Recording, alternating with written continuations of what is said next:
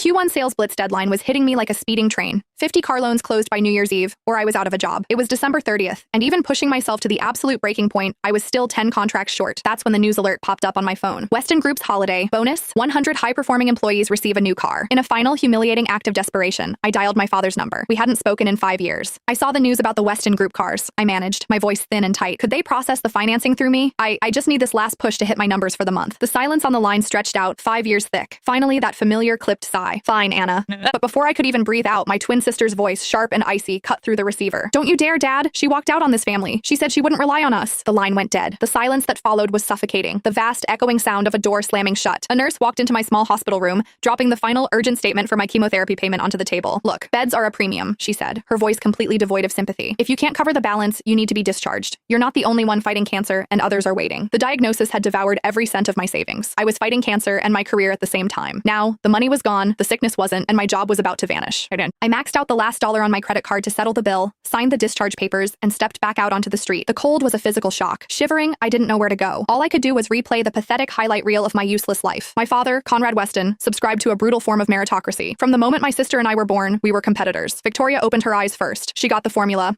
I was relegated to rice cereal. She crawled at 6 months, and Dad hired 10 rotating specialists for her. I was left in a nursery, fed on a strict schedule, but mostly alone. When we started school, she had the best tutors and scored 100% on every test. If I brought home a 99, I missed dinner. You want it, you earn it, he would drone, his expression cold. If you fail, it's not the system, it's you. You slacked off. Remember this, Anna, the strong take all. It's the only law that matters in this house and in the world. At 6 years old, I etched his words into my heart. I cannot slack off. I must earn that missing point. I must earn my parents' love. I pulled all-nighters, threw myself at my schoolwork, and finally, for an entire semester, I matched Victoria. A perfect 100 on everything. But it wasn't enough. She not only aced her exams, but she also clinched the national junior track title for the state. That winter break, Mom and Dad took her on a lavish European tour, leaving me alone to house sit. I survived on cold water and day-old bread, convinced it was the penance I deserved for not trying hard enough. I set a goal: 10 years. I would get into a better college than she did. Just once, I would win a reward from them. I became a machine, a straight A, sleepless automaton. Then, on the day the acceptance letters came out, I collapsed. I slept through the day in a feverish haze. When I woke up that evening, the house was silent, empty. The sickness gave me a strange clarity. I found our applications and slowly, tremulously, typed the access codes into the computer. My hand was shaking so badly I almost missed the key. I opened my eyes. I had scored 1 point higher. I had won. I knelt there, sobbing uncontrollably. 10 years of grinding effort, finally justified. I had to tell them. I ran out the front door, shouting. The neighbor's nanny was locking up. She stared at me, confused. You didn't go? Your parents are hosting Victoria's acceptance party at the Peninsula Ballroom. Everyone in the district is there.